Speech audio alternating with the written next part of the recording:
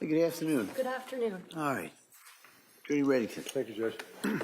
Tell us your name, spell your last name for the record, please. Emily Thorndike, Thorndike. And what town do you live in? I actually live in Brooklyn, New York, but I summer on Cape Cod. I'm spoiled like that, so I'm in Chatham. So where do you live now? Brooklyn. But where you live? Are you? In Chatham. Chatham. Yes. And what do you do for work? I own my own therapy practice right now, so I'm practicing as a business owner and a therapist. And what is the name of the business? It's called Wise Mind Therapy Practice. What is it? Wise Mind. Wise Mind? Yeah. Okay. And where is that located? It's a virtual practice, so yeah. And how long have you been doing that? So I had my own private practice I opened that January 2023, and then this past May I expanded. I hired somebody, so technically it's a group practice, but I've owned my own business technically for, 4 years? So tell us your educational background, please. I went to Dover-Sherburne High School, and I went to Hartwick College, and then I went to Boston College School of Social Work. And what degrees do you have? So I have my master's in social, I have my BA in sociology, I have my master's in social work, and then I have 2 social work licenses, I guess. You have to get one before the other, so I only go by a licensed independent clinical social worker, but you have to get it's very confusing. You have to get 2 licenses, essentially. You have those licenses? Yes. Within the Commonwealth of Massachusetts? Yes. Now, your employment, can you tell us what your employment history was since I guess you got your master's at BC or something? Since I got my master's at BC, I did my final year internship at McLean Hospital at their trauma program. And then once I graduated, got my MSW, my master's of social work, and then my social work license, I was offered a per diem position at that program. And I did that position for, I think it was 2 to 3 months, and then I was rehired. I went back to the short-term unit at McLean, which I had previously worked at. So when you say the short-term unit, is Yes. that also referred to as the STU? Yes, we call it the STU. It's just short-term unit. It's also referred to as AB1, which is admissions building first floor. Now, are you familiar with this case of Lindsay Clancy? I'm only familiar about it from what I watched before I was sequestered, but other than that, I don't know the case at all. And when you say what you watched before you were sequestered, what Yes. does that mean? What did you watch? I think it was not this past Thursday, but the one before that. I'm not going to recall the date off the top of my head, but that's when, you had told me that I'm sequestered and to no longer watch the trial or consume any of it. So what were you watching? I had just been watching like the day-to-day, like the live stream, and just, yeah. Why is that? I'm interested in the case. I honestly got into sort of watching trials from the Karen Reed trial, and then I wanted to watch this case, and obviously, I worked at McLean, so I was curious to watch it. And when did you work at McLean? I started there in 2014, and then I left there in December 2021. So how many years is that? Oh, 7 years, 8 months, I think. And what was the nature of your work? What'd you do? I started as a mental health specialist there, which I think you can sort of try to summarize as those are the counselors are sort of directly on the unit with the patients. Our main role is to keep patients safe, really. So you're doing a lot of safety checks. You are putting eyes on patients to make sure they're not trying to harm or kill themselves. And we do crisis intervention. So when those things are happening, because they do, we are the ones to intervene. And unfortunately, there are a lot of restraints that happen on those units, and that's one of our main jobs. So the STU that you referred to, are there a couple of them at McLean? Or? So I'll try to explain it. When I first started there in 2014, it was 1 unit with 28 beds. During the time I was there was a renovation. They expanded the unit. It's a little confusing, but in 2016, I believe it was, it became two separate units operating the same way. So there's short-term unit north, and then there's short-term unit south, and now south has 22 beds and north has 23.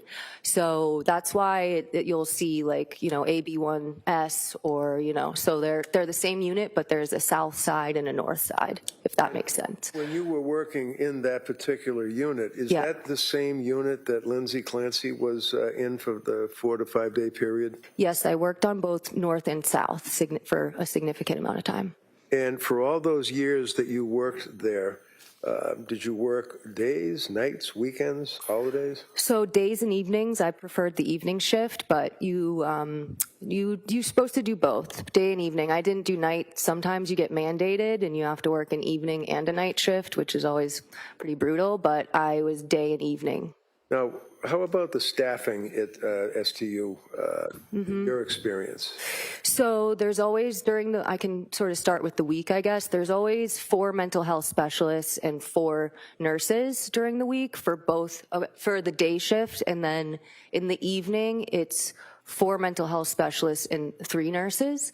And then there's one and a half. It's hard to explain. There's at night, there's 3 mental health specialists, and then there's 1 nurse on north and 1 nurse on south, and then there's a nurse that goes in between at night to help both sides. And how many beds are in the north and the south? North is 23, south is 22. And which one was Lindsay in? South. Are you familiar with the Code of Mass Regulations or regulations that mandate or require certain staffing levels within that particular unit, the STU of McLean? Yes, like the Department of Mental Health regulations. Can you tell the judge what your understanding of the regulations from the DMH would be on staffing? Yeah, so the Department of Mental Health has to oversee all of the mental health facilities in Massachusetts, and they have specific requirements for safety regulation, for staffing ratios, how the unit has to be set up. For example, there was a renovation while I was there to adjust handles on a sink because you could use it to harm yourself. So DMH, there's usually an annual or biannual inspection, and they will go around and they will look at charts, they will look at the unit, so they oversee everything. And did they mandate how many doctors or nurses or safety people would be on a particular unit? Yeah, they definitely have those requirements. And what's your understanding of those requirements? I believe, I don't want to say, I'm not sure exactly. Like, I know McLean follows those regulations, but I guess there's potential that McLean might go higher than the ratio. I'm not sure. So you have to, at minimum, have a certain amount of staff, but I'm not exactly sure on that. Are you aware in this case that McLean forwarded to the district attorney's office and the court certain discovery? Yes. Indicating how many doctors, nurses, and yes. safety workers. Did you have a chance to read that? I did. All right. Is it your understanding that the requirements of the DMH and minimum staffing on, well, let's say on weekends and holidays, for example, does that change year to year, or is that pretty static? It's never changed. I mean, it didn't change from when I was there and with that document, so I guess that goes to what, 2023 it was? So it didn't, that was how it was when I started. Well, I guess one caveat, when it changed from a 28-bed unit to 22 and 23, there was, different numbers, because with 28 patients, you have to have, a certain number of staff. But so since it's been 22 and 23 patients on those 2 units, the staffing has not changed from when I started there and from that document that I reviewed. Now, you indicated that you, because of your interest, were watching the proceedings on this case. Yes. On what, YouTube or something? Or yeah, whatever. TV? You can, yeah. And you had the occasion to hear the cross-examination of Patrick Clancy by the district attorney, is that yes. right? You mean the direct? I'm sorry? The direct of Sorry, Clancy. you're right. It's been a long week. Okay, direct examination. And the focus was on the fact that when Lindsay went into the hospital, it was on New Year's Eve. Is that correct? Right. Mm-hmm. And that she was there for that holiday weekend, and then right. I think the following Monday was a holiday. Yes. and you heard the direct examination of the district attorney asking about McLean being #1 hospital in the country, McLean having all of these services available to the inmates that are in there, treating them, offering all these fantastic programs on the holiday weekends and the holidays, as opposed to what Patrick had testified to. Did you see that? We re-asked that question. I think I understand, but. Okay, when you were watching on the television, Yeah. you saw, or the computer, you saw the questioning of the district attorney of Right. Patrick Clancy. Yep. You heard Patrick Clancy make reference to the fact that his wife admitted herself into the Right. STU Yep. on holiday weekend, New Year's. Yes. Was there all that weekend, Right. into a holiday. Right. And the district attorney then questioning Patrick Right. inquired as to whether he was aware that it was Yes. the best hospital in the country, that there were many doctors and nurses and staff available and programs available, and Lindsay wasn't interested in any of that, right? Yes, that's what I took from it. Now, in your 8 years, however many years of experience that you had, is that what your understanding was in that unit? No, no, that's not what I was understanding, no. So tell the judge what your understanding was from your experience, hands-on, day after day, working in the STU for all of those years. Right. But you also were a supervisor of the STU at one time. I actually wasn't. I became a social worker there, so I guess you could, one way to look at it is that, the social worker and the psychiatrist, you are the treatment team, so you're making all the decisions for the patients, and so the nurses and the mental health specialists, I don't like to create a hierarchy, but they are operating underneath you, so in a way I'm supervising, but I was never a direct supervisor. Now, you came out with a TikTok or I did. a reel or whatever you call it. Yeah, TikTok. And would you agree with me that you were pretty angry when you did that? Yeah, definitely emotional. So tell the judge, why were you emotional when you did that TikTok? Well, it's a lengthy TikTok. It's about 10 minutes. And I was emotional because I felt like what was discussed in court was not aligned with what my experience was. I noted several things. I'll try to summarize some of them. There was mention that there's individual therapy on the unit. There is not. There was mention of seeing a doctor every day. I felt like there was some misleading of that. You do see a doctor every day, but on the weekends and on a holiday, it's one doctor who's seeing all of the patients. The meetings can be as short as 1 minute. Many patients decline those meetings, and the doctor who's there on the weekend and holidays is seeing 23 patients. So I felt it was misleading to indicate that there's sort of a in-depth doctor session when it's very brief. How about programs that are offered, like making things out of clay and crayons and stuff like that? Yes, there's clay on the unit. It's called Model Magic. It's a non-toxic kid. It's it's advertised for kids, but it's on the unit. It's in the nursing station. It's out on the unit. There is a lot of coloring. There's a specific group that I saw in the documents I reviewed called Music and Mandalas. Mandalas are basically adult coloring books. The designs are kind of abstract. You could compare it to like looking through a kaleidoscope or something, and you color them in. And Music and Mandalas is a group where you play music and the patients color.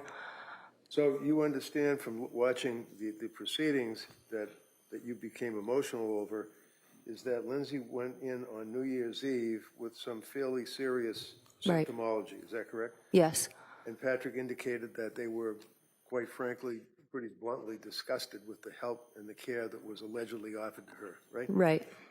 And you were upset about what you felt was a misleading of this witness based on the questions that were asked. Is that right? Yes. And Patrick had made reference to the fact that she was doing coloring and she was in the groups that were sitting there dealing with the clay, and that they felt that it was not bluntly, any help. Yes, and there's very minimal like family contact when the main treatment team is not there, so it's not abnormal that families wouldn't be getting like regular or like in-depth updates of what's going on. You're sort of supposed to wait until the treatment team comes back, whether it's on a Monday or in this case a Tuesday since Monday was a holiday. That's the team who's going to be working with the patient, so most updates and communication with family and with providers aren't going to happen over the weekend either. Now, one of the things that that occurred, just for the background, is that your TikTok was observed by me, and I tried to reach out to you and Yes. couldn't find you. That's correct. And then I had a private investigator, Bob Jones, Yes. hunt you down, kind of, and ended up Yeah. in front of your house. No, Bob and I were sort of chuckling about that because he never ended up outside of my house, but the rest of it is all accurate.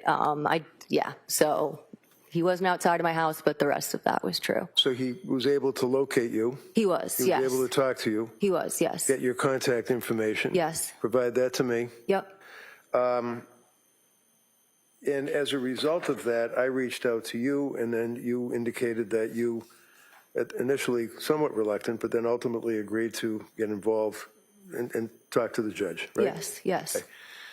Now, the district attorney is objecting to your testimony, and I believe they're going to argue that the change from that 1 year period, when did you leave working there? I want to say my last date was like December 18th. I since working there, you don't get a lot of holidays off. So out of all my time there, I said, I'm going to leave right before the holidays and be able to enjoy that. So I believe it was December 18th, but mid-December, 2021. 2021. Yeah. And when was Lindsay in there? December 31st, right? She came in on New Year's Eve, what would that be? 2022, right? Yeah. Two. Yeah.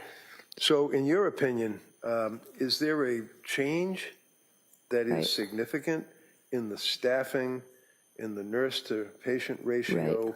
in the safety issues, the crayons, the coloring, and all of that? Is there any change from that 1 year that you left to the time that she was in there? From the records I reviewed as well, those are exactly the same staffing ratios, and all of the groups are the same. So there's no change whatsoever? Not from what I can tell from what I reviewed. Thank you.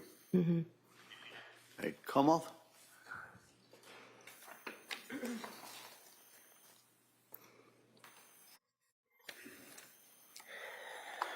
Good afternoon. Hello.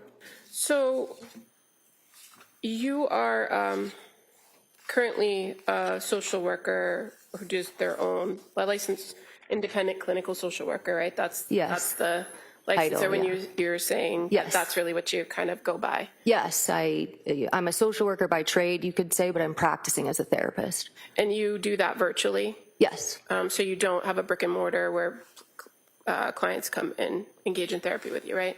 No, rent is expensive, so right now I'm all virtual. And you indicated that in your time at McLean Hospital that you first started as a per diem, and that was as a mental health specialist, right?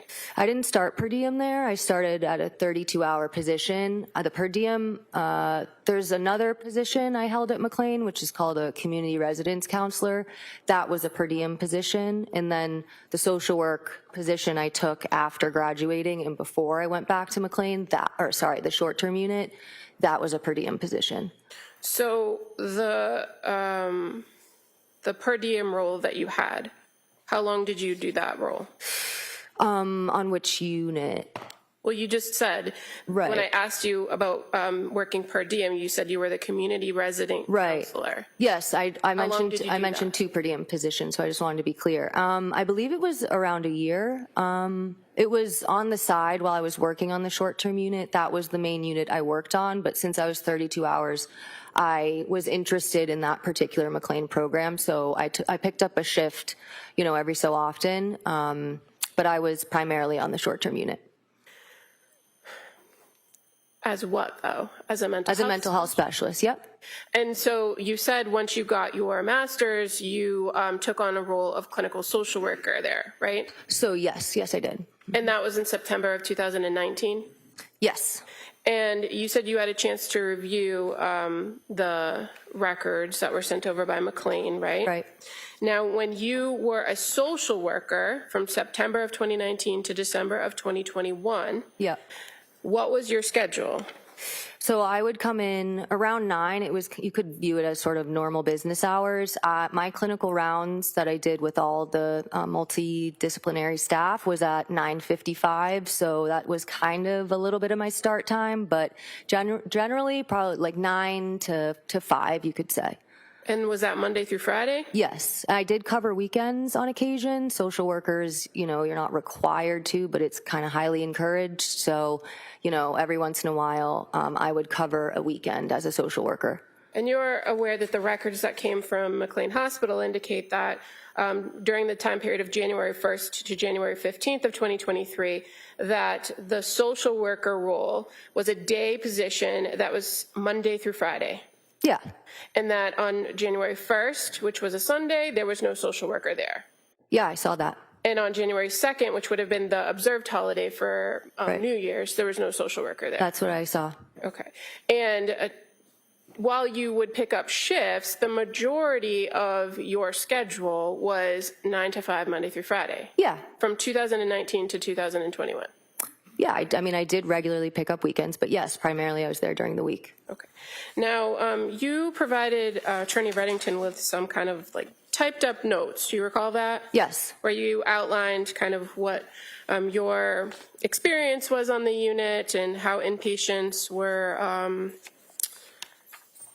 how inpatient experiences went, like Yeah. the schedule and that kind of thing. And you noted that as far as the treatment team, which you referred to yourself as a social worker, worked with a psychiatrist, right? Right, right. And you identified that in your experience there was 3 teams, red, green, or blue. Yes. But you are also aware that the records show that every day during the week that the treatment team of a social worker and a psychiatrist, there was 4 social workers and 4 psychiatrists that were on shift. Right. So where's the 4th? So the numbers aren't equal. So the medical director often took residents, so he would have a little bit less of a caseload. The lead social worker on the unit, she would go in between the different units, so she would take a smaller caseload on one unit. So, for example, I had 8 patients on my caseload, but one of my social work colleagues would have 6. So it's not an even distribution of the 3. Some of the doctors and some of the social workers just carried a different number of caseload. So, But your testimony today, after having now reviewed the records, is that it's always been 4 social workers, 4 doctors. yeah, I didn't say that there wasn't before.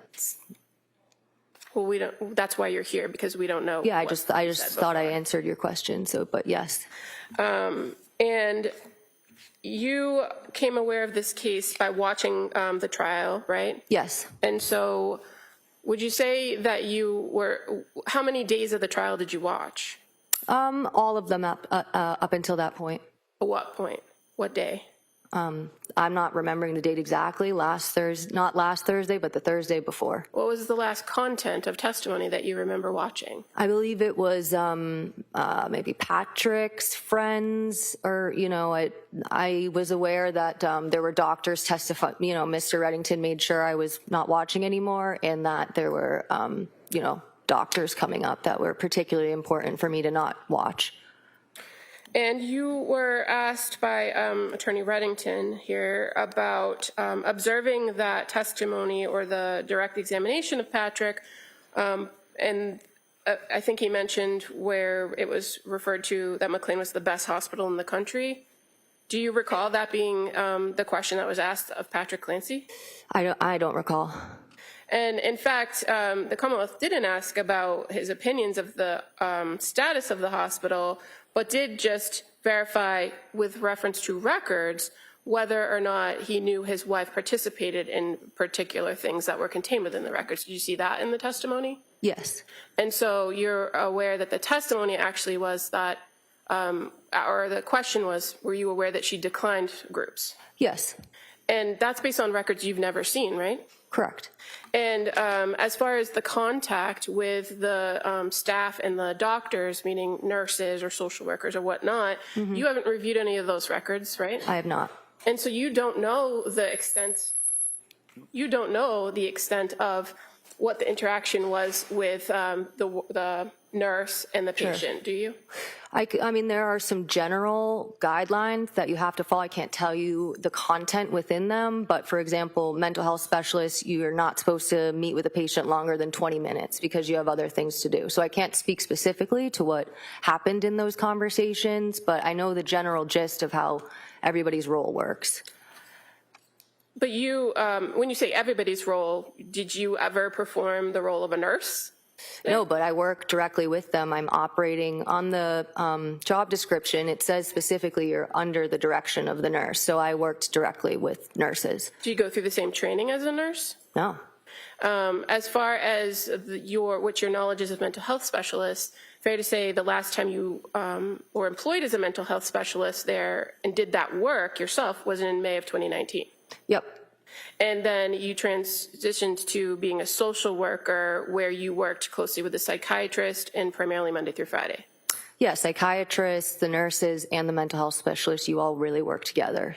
And you can only attest to what you would put in a note, right? As far as your contact with a patient as a social worker? No, you have access to all of the patients on the unit, so I'm able, and it's not a HIPAA violation to do that because we all work together. Sometimes I cover other social workers' patients, so I do have access. You have access to all of the records in every patient's file, so you can read everybody's notes. I guess my question, and that probably was a bad question, but my question is to you. Mm-hmm. When you are the social worker for a patient on the treatment team that you've described, you enter the information into the note for the social worker that becomes part of the record. Correct. And those are your words, your observations, your contact. Correct. You don't write them for other people, do you? No, but we have to follow a certain format. So, for example, we have to write a biopsychosocial note, which is a fairly lengthy assessment, but that's a social work. You know, I learned that in grad school, so I don't know how everybody writes their notes, but we have to follow a pretty strict format to write our notes. And is it your testimony that McLean requires only that each social worker spends a particular period of time or a max amount of time with each patient to do that? Yeah, I mean, I have 8 patients on my caseload, so I have to see 8 patients every day, and so you are limited with how much time you can spend with them because there's several other tasks I have to do, so you really can't spend a significant amount of time with your patients. But that wasn't my question. My question was, does McLean tell you that you can only spend 5, 10, or 15 minutes with a patient? Yes, it's directly told from the people above me. It's something that's communicated in a way where you could sort of get in trouble if you're not doing that. So yes, it comes directly from McLean. And do you have any information, having left there in 2021, that the same people supervising the social workers were giving those same instructions? I mean, no, I don't know that.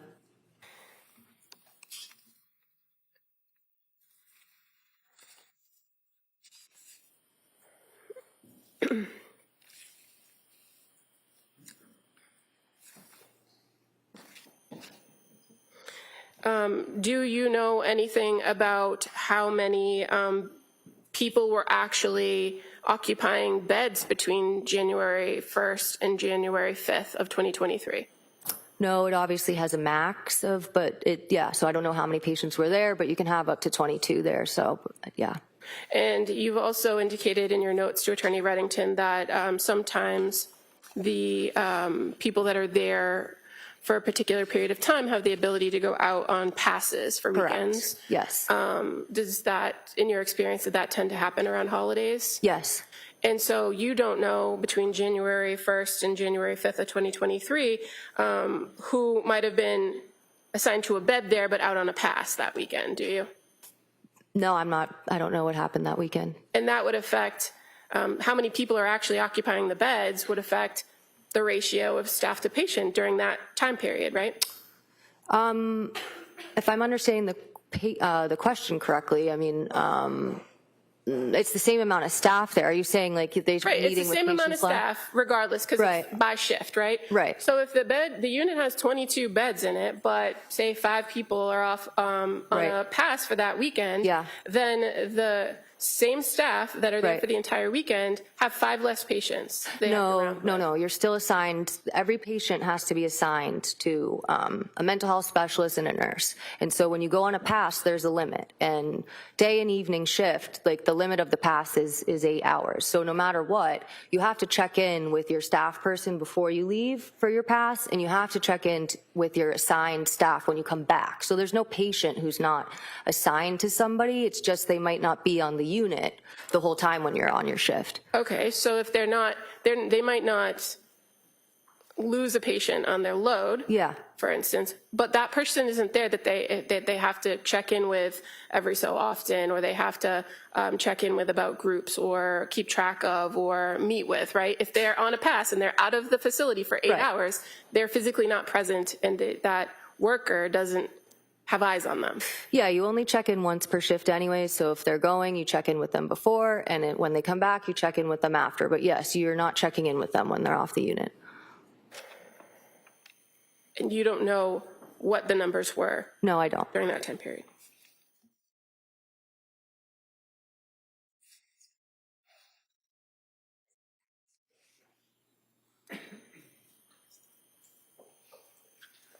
I don't have any other questions. Thank you. All right. All right, Mr. Rankin, I'll hear you on the motion. You may step down. Thank you very much. Thank you. Your Honor, I think it's obvious that the witness has the educational background. She certainly has the experience, interestingly enough, of that very unit that Lindsay was on for that period of time.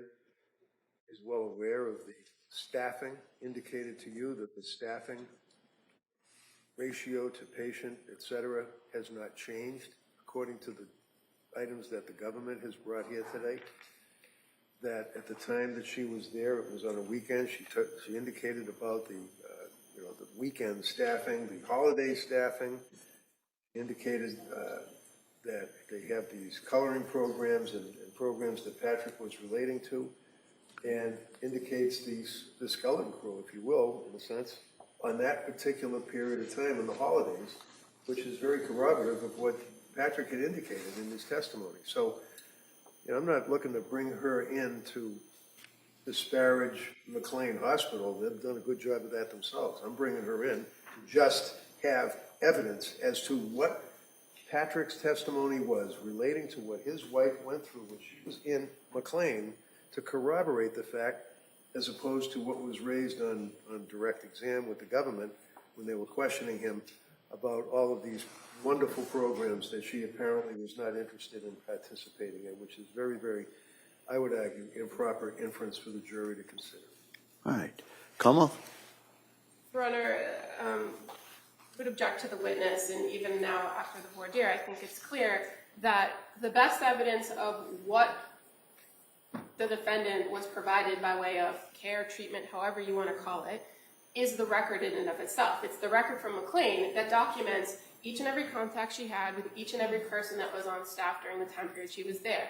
Now, just to be clear, there's been some indication that she went there on the 31st of December, but the records are clear to say she was transported, and she didn't arrive at McLean until the early morning hours of January 1st. So that's when the records start, and they document her each and every day and each and every step of the way, consistent with how Dr. Goodhart described the process of how you're intake and then how you go through the day and what the general schedule is in the contact with the treatment team. This witness is offering no more information than what's contained within the record, and no more information that's what's contained in the records that were just received for the trial subpoena. And I would suggest to you that the fact that she, in her last role as a social worker from 2019 to 2021, where she was a day staff person that worked Monday through Friday, that wasn't there on the weekends, that she does have a limited amount of information, and it's attenuated, more attenuated than we had initially believed, from the dates in which the defendant was at this particular hospital.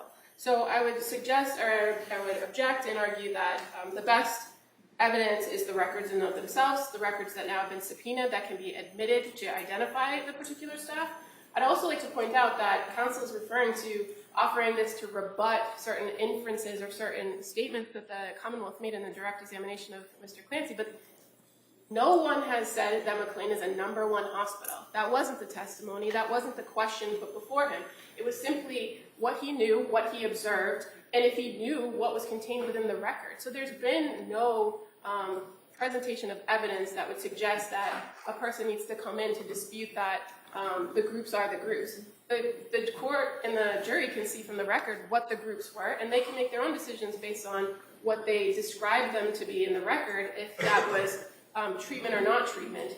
I don't believe that the Commonwealth presented it as treatment. I believe the Commonwealth presented it as resources available to the individual while they were there at the hospital. The treatment piece or the therapy comes from the psychiatrist, which this witness can't testify to because she's not. So I would object for her to being called as a witness for those reasons. All right. All right. Well, I'm looking at this really as a kind of two issues. First is late disclosure of the witness, and I'm not, and that goes into a whole different analysis, and also analysis under Rule 403, which is relating to relevant evidence. And as that rule, proposed rule says, evidence may be excluded if its probative value is substantially outweighed by the danger of unfair prejudice, confusion of the issues, or misleading the jury, or by considerations of, well, that part doesn't apply. First off, I find this witness credible. I find that, and I appreciate her being willing to offer the information that she has, but that's not always the whole finding on this. And so under cases such as Taylor versus Illinois, Commonwealth versus Dunning, Commonwealth versus Steinmeier, a couple other cases, I have to look at a number of factors. The first is prevention of surprise. Well, the Commonwealth has been aware of this issue for at least a week or so, so I'm not considering that. Evidence of bad faith, there's no bad faith I see from either side in naming this or calling this person at this time. There's the prejudice to the other party. I think there's just limited prejudice, if any, to the Commonwealth.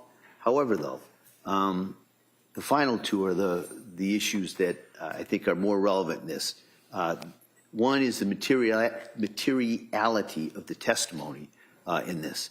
And I find that there's limited materiality, that's hard to say, because mainly this witness hadn't worked there for a year. So there's at least a gap between when she worked there and when the relevant time period is here. There's also, I imagine, different personnel. They're working on different shifts.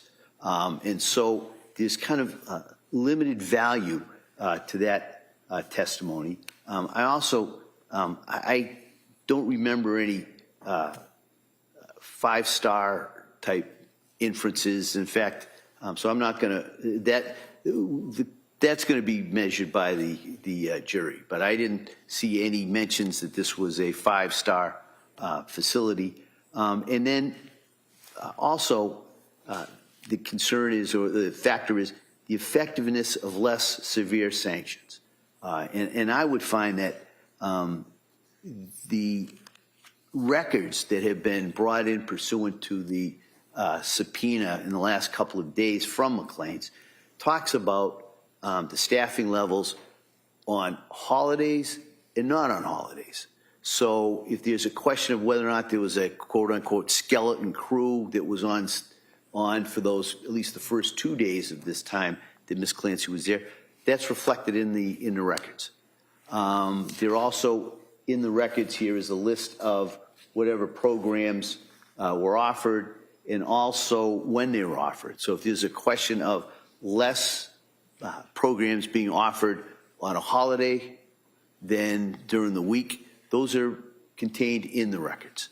And so I'm going to deny the defendant's motion to call this witness, but I am going to allow the defendant, if the defendant wishes, to submit those McLean's records specifically regarding the staffing and the programs that are available, not just on that weekend, but for the week. And I think there's records in there for the week before.